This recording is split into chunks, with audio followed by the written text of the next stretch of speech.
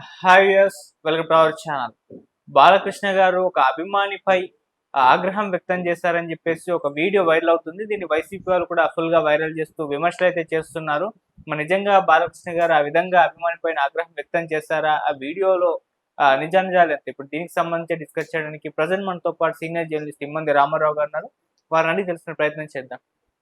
Sir నమస్కారం sir. నమస్తే బాబు.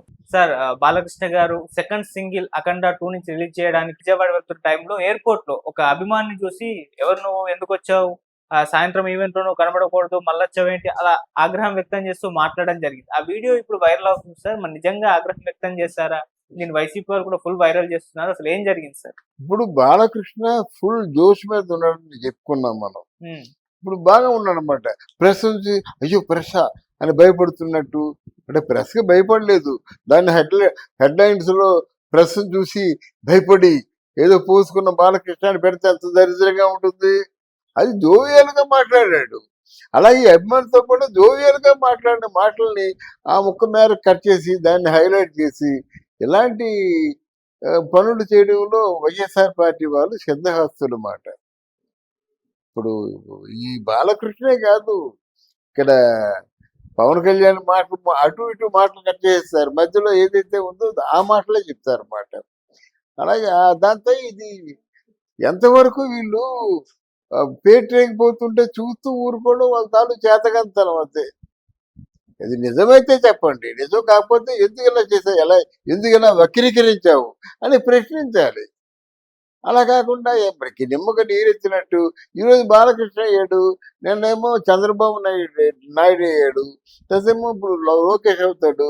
ఇలాగ అగ్రనాయకులే దుయ్యబట్టినట్టయితే మరి ఇంకెందుకు పార్టీ, ఎందుకు పార్టీకి ఒక ప్రతిష్ట ఎందుకు?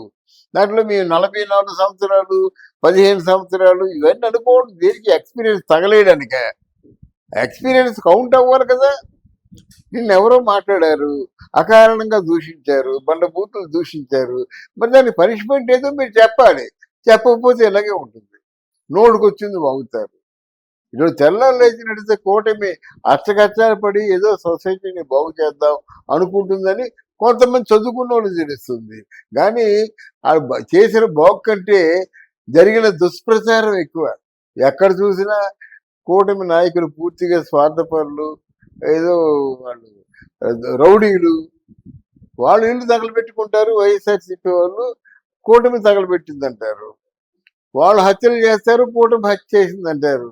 ఇటువంటి ఒక కన్ఫ్యూజనరీ స్టేజ్లో ప్రజల్ని పడేసినప్పుడు డెఫినెట్గా పాలక వర్గానికి బాధ్యత ఉంటుంది. వాళ్ళు చెప్పింది నిజమైతే వాళ్ళని ఎంకరేజ్ చేయండి, నిజం కాకపోతే వాళ్ళు పూర్తిగా ఇంకోసారి ఇలాంటి పుక్కుడి పురాణాలు పేలవద్దురా అని చెప్పేసి సరైన పనిష్మెంట్ ఇవ్వండి. బాలకృష్ణ ఎప్పుడూ అంతే అభిమానులు. అందుకే బాలకృష్ణ అభిమానులు బాలకృష్ణ కొట్టినా తిట్టినా కూడా హ్యాపీగా ఫీల్ అవడానికి కారణం ఏంటంటే ఇదే. అందువలన ఇది కేవలం వీళ్ళ ప్రభుత్వం తాలూకు చేతగాని తనమే అనుకుంటాను. బాలకృష్ణ కావచ్చు, లోకేష్ కావచ్చు, లేదా చంద్రబాబు నాయుడు కావచ్చు, పవన్ కళ్యాణ్ కావచ్చు, వాళ్ళు పూర్తి ఇలాగా పీకి పాతరేసి ఇల్లు పీకి పందిరేస్తున్నట్టయితే ఏం చేస్తున్నారంటే గవర్నెన్స్ పాలక వరకు ఏదో యాక్షన్ తీసుకోవాలి కదా. యాక్షన్ తీసుకోకపోతే నోటుకు వచ్చేవాడు పేలుతారు. ఆ కరుమూరి వెంకటరెడ్డి వాడు కష్టాలు పడి మొత్తాన్ని కూటమినేమో భ్రష్టత్వం పట్టిద్దాం అనుకున్నాడు, ఈరోజు జైల్లో ఉన్నాడు. వాడికి సపోర్ట్ చేసేవారు కొంతమంది. నోరుందని చెప్పి నోటుకు వచ్చింది వాగేసినట్టయితే, అవాకులు చవాకులు పేలినట్టయితే వాడు శిక్ష అనిపించొద్దండి. అందువలన ఈ ప్రజలు నెటిజన్స్ కూడా వాళ్ళ వంతు బాధ్యత అండి. చెడుని ఎంకరేజ్ చేయొద్దు. పుక్కుడి పురాణాలని, కుక్కుడు స్టోరీస్ని కూడా ఎంకరేజ్ చేస్తే ఏమవుతుందంటే నిజం ప్రజలకు తెలియదు, చరిత్ర సంకరం అయిపోతుంది. ఆ ప్రయత్నం చేయొద్దు, చేసే వాళ్ళని విడిచిపెట్టద్దు నా ఉద్దేశం. సో ఇప్పుడు ఆ వీడియోలో అంటే మామూలుగా అభిమానులు అయితే కోరుకుంటూ ఉంటారు సార్, చాలాసార్లు చెప్పడం కూడా చూసాం, మా మీద ఆగ్రహం వ్యక్తం చేసినా మాకు సంతోషమే అన్నట్టుగా, కొట్టినా సంతోషమే. ఎందుకు సార్ అలా? ఎందుకంటే మంచి మనసులో ఏమి ఉండదు. మనసులో ఒకటి పెట్టుకొని బయట కూడా మాట్లాడితే అది వేరు. ఇప్పుడు ఎందుకు మనకి ఇప్పుడు ఉన్న హీరోల్లో నెంబర్ 1 హీరో ఎవరు అని చెప్పినట్టయితే బాలకృష్ణ అంటారు. ఇప్పటికి కూడా ఆ అభిమానులు చెక్కు చెదరకుండా ఉన్నారంటే బాలకృష్ణ ఫ్యాన్సే అంటారు అన్నమాట. మాటలు కోపం వస్తే కొడతాడు, కోపం వస్తే ఆ ప్రేమ వస్తే దగ్గర తీసుకుంటాడు. అవును. ఆయన జనంలో కలిసిపోతాడండి, జనం గొంతుకన్నమాట అంతే ఆయన.